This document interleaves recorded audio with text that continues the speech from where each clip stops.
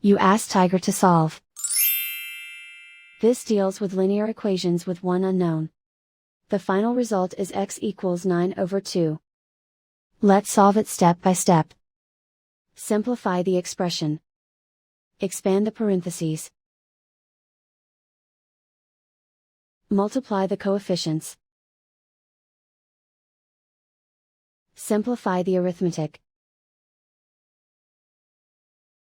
Group all constants on the right side of the equation. Add 21 to both sides.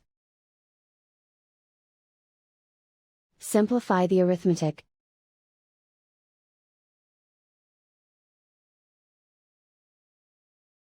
Isolate the x. Divide both sides by 6. Simplify the fraction. Find the greatest common factor of the numerator and denominator. Factor out and cancel the greatest common factor.